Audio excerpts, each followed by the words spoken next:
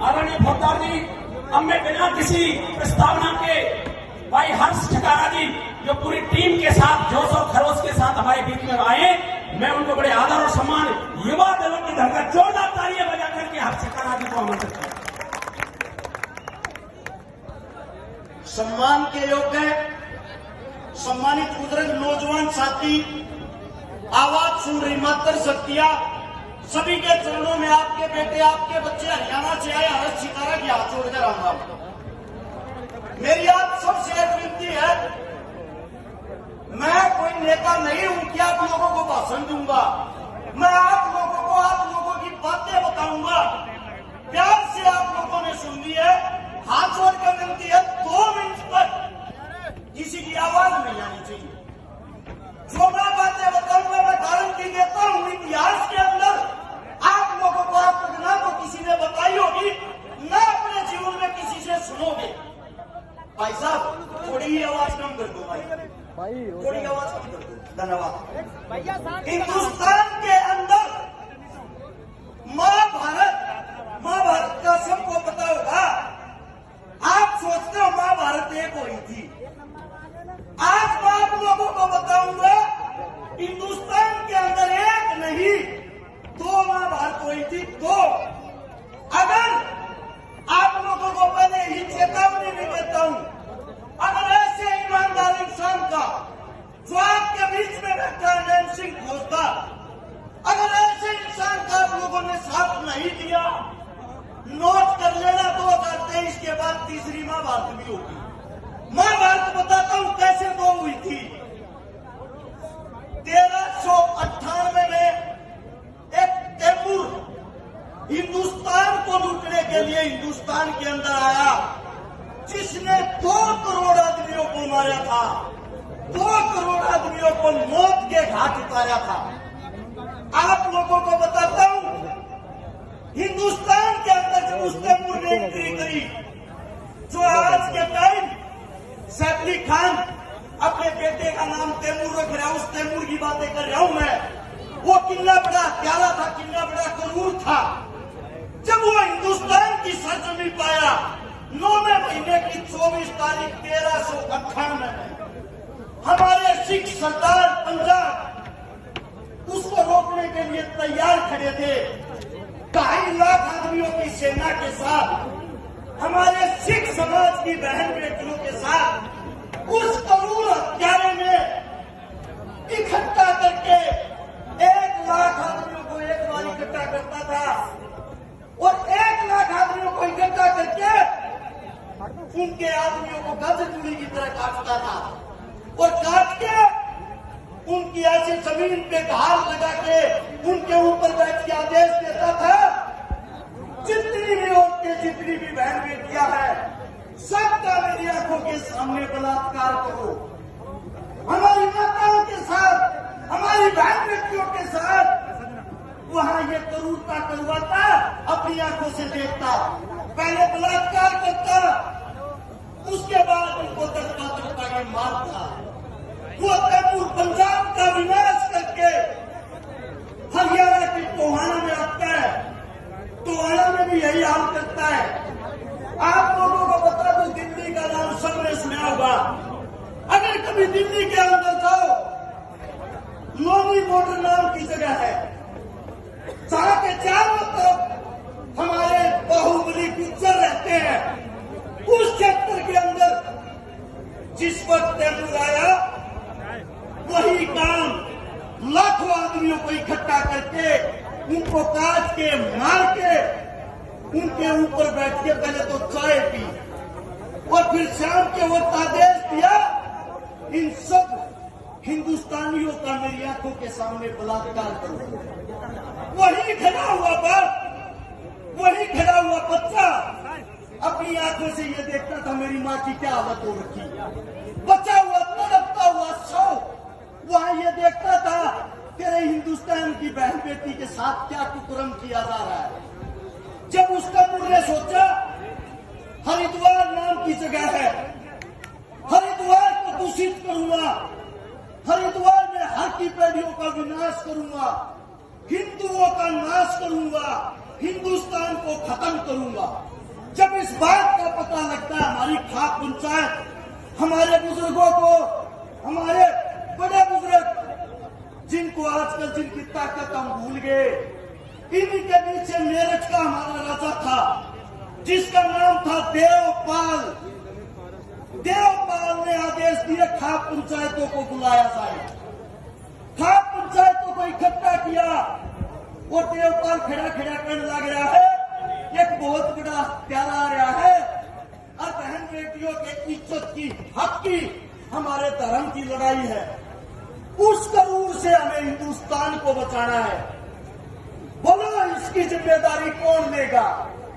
आपने सुना होगा महाभारत में एक भीम था, वही भीम दूसरी महाभारत में भी था जिसका नाम था सेनापति जोगराज सिंह गुर्जर। जोगराज सिंह गुर्जर ने हाथ उठाया, महाराजा साहब आदेश दो, आपके लिए खून की नदियां बहा देंगे, अपने हिंदुस्तान के लिए खून की नदियां बहा देंगे।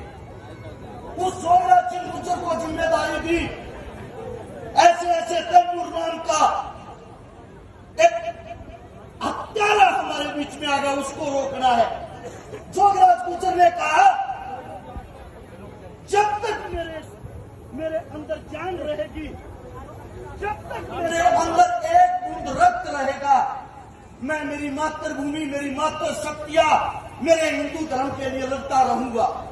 वहां पे दूसरा उप सेनापति था जिसका नाम था दुल्ला भंगी, वाल्मीकि समाज से। महाराजा साहब के सामने बैठकर अपनी तलवार निकाल के अपनी जान को काट के खून के छींटे महाराजा साहब के चरणों में देता है और कहता है जाति से वाल्मीकि हूं, दिल से नहीं। वाल्मीकि कितना ताकतवर होता है वो मैं दिखाऊंगा इस गुरु प्यारे को। और राजा साहब ये तलवार उस सत्तारे का खून पी के उल्टी मैदान में बढ़ेगी, वरना मैं आपके सामने कभी गर्दन उठा के शक्ल नहीं दिखाऊंगा। इसके साथ तीसरा उप सेनापति हरवीर गुड़िया जाट, चौथा बोंदू सेड़ी, पांचवा आप लोगों को बता रहा हूं, गौर से सुनना, जो आप जातिवाद में लड़ते हो, मरते हो, मिटते हो, आप लोगों के सामने ये बात बतानी पड़ेगी मेरे को। एक की भी जाति एक नहीं, एक इंसान एक परिवार का नहीं। उन्होंने 80,000 बुजुर्गों को, नौजवानों को इकट्ठा किया, 40,000 औरतों को इकट्ठा किया, 1,20,000 हमारी टोटल सेना, 2.5 लाख आदमियों के साथ लड़ने को तैयार, जिनके पास हथियार, बंदूकें, घोड़े, सब कुछ। जब जिस वक्त तैमूर आया, उस तैमूर के पीछे मेरठ से अपनी सेना लगती है, युद्ध करते करते हरिद्वार पहुंच जाते हैं। हरिद्वार के पास जो है ज्वालापुर, ज्वालापुर के पास जो हरवीर गुड़िया जाट तैमूर की छाती में सीधा भाला मार देता है। हरवीर गुड़िया जाट पर सीधे 60 तलवार वाले टूट पड़े। जोगराज गुर्जर ने देखा मेरा भाई मुसीबत में है, अपने भाई के पास अपनी जान की परवाह करे बगैर अंदर घुस गया। एक हाथ से हरवीर गुड़िया जाट जो घायल है उसको कंधे पे उठा रहा है, दूसरी तलवार से गाजर मूली की तरह आदमियों को काट रहा है। 5,000 आदमियों को अपनी भाई के लिए जो उसके जिस्म पर वे निशान थे उनके लिए 5,000 आदमियों को काट भगाया। तब पता लगता है जोगराज सिंह गुर्जर को घेर लिया। दुल्ला वाल्मीकि अपनी सेना के साथ वहां घुसता है, 1,300 आदमियों को मौके पर काट देता है और ऐसे करके उस हत्यारे तैमूर को, उसकी 2.5 लाख सेना को, 1,60,000 आदमियों को मौत के घाट उतार देते हैं। अपने खाप पंचायत के नौजवान, अपने खाप पंचायत के योद्धा, और वही तैमूर इन बुजुर्गों से, इन जाटों से, इन ब्राह्मणों से, इन राजपूतों से, इन आयर वालों से डरता हुआ वापिस हिंदुस्तान को छोड़ के अपने देश में भाग जाता है। आज सबसे बड़ा चर्चा का विषय, आज अगर कोई जाट रोड के ऊपर मर रहा है, अगर उसके पास से जाट ही जा रहा है, पता है क्या करेगा? मरने तो साले को, हमारा क्या था? अगर आज कोई राजपूत मर रहा है, उसी का भाई उसकी टांग खींचता है। आप लोग कमजोर नहीं थे। हमारे बुजुर्गों ने हमें ये संस्कार कभी नहीं दिए कि आप जाट राजपूत गुजर बामण बन के लड़ते रहो। हमारे जितने भी बुजुर्ग अगर उनको पढ़ोगे, आप लोगों को पता लगेगा, जिन मुसलमानों को आप गालियां देते हो, जिन मुसलमानों को आप बुरे समझते हो, वो भी बता देता हूं आप लोगों को। यही मुसलमान उसी लड़ाई में उस तैमूर के खिलाफ आपके साथ कंधे से कंधा बढ़ाकर लड़ रहे थे।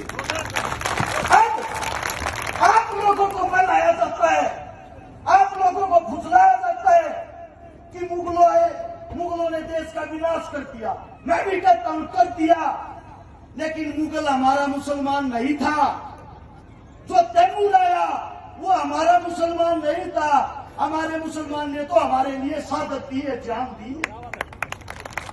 आप लोगों को बताता हूं, ये राजनीति ओछी और घटिया राजनीति करने वालों को बताता हूं, हमारे को जातिवाद में मत बांटो, हमारे को धर्मवाद में मत बांटो। हम सबका भला करना चाहते हैं, सबके साथ भाईचारा करना चाहते हैं, सबको साथ लेकर चलना चाहते हैं। मैं आप लोगों को बता दूं, मेरे पिता तुल्ला समान मेरे सामने जो नेम सिंह फौजदार खड़ा है, इस हिंदुस्तान के अंदर 4000 प्रोग्राम मैंने अटेंड कर लिए। आज तक मैंने एक भी नेता का गुणगान नहीं किया है। उसका कारण ये है, ये नेता नहीं, ये इंसान है जो आप लोगों के लिए जान देने को तैयार है। और मैं ये कहता हूं, अगर इस इंसान के साथ गद्दारी होगी, अगर इस इंसान के साथ धोखा हो गया, अगर ये इंसान अब की बार भी चुनाव हार गया, आप लोगों को बताता हूं तीसरी महाभारत यही होके रहेगी।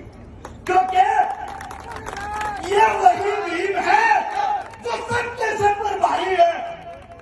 इसको पहचानो, जो आपके अंदर ताकत लेके आता है, जो आपके लिए दिन रात संघर्ष करता है, उसको कम से कम उसके संघर्ष की कीमत तो दे दो। और मैं हरियाणा से आया हर्ष चिकारा एक बात कहता हूं, मेरे पिता समान, मेरे गुरु समान अंकल जी, आपके साथ तन से, मन से, धन से और दुश्मनों के लिए जरूरत पड़ेगी तो गन से, सब तरीके से तैयार है। और इस पावन धरा पर जहां आपके पसीने की एक बूंद गिरेगी, हरियाणा से जितने कलाकार आए हैं, इन सब की जिम्मेदारी लेते हुए मैं हर्ष चिकारा कसम खाता हूं, वो आपके लिए हम अपना रक्त बहा देंगे। जो कलाकार आप लोगों के बीच में बैठे हैं, उनकी एक कलाकार की फीस 5 लाख रुपए है 1 घंटे की, और वो आपके बीच नेताजी के प्यार प्रेम में, नेताजी के सम्मान में अपनी जेब से तेल पानी का खर्चा लगा के आए हैं। ये होता है साथ देना। और ये गारंटी मेरी है, पूरे के पूरे हरियाणा को चुनाव में यहां लाके खड़ा कर दूंगा, लेकिन आप लोग धोखा मत कर देंगे। एक बारी हाथ उठाकर ये बता दो मेरी कोई बात झूठी है। एक जोरदार नारा है गिरिराज महाराज के नाम का, आपकी ताकत से अंदाजा हो जाएगा, आप दिल से साथ हो या ऊपर से। बोल गिरिराज महाराज की जय। आप सबने इतने प्यार से, इतने मान सम्मान से हमारी बातें सुनी, हमारा आदर मान किया, उसके लिए आप सबका हृदय से साधुवाद। और अंकल जी न्यू मान लो की मंत्री की तैयारी करो।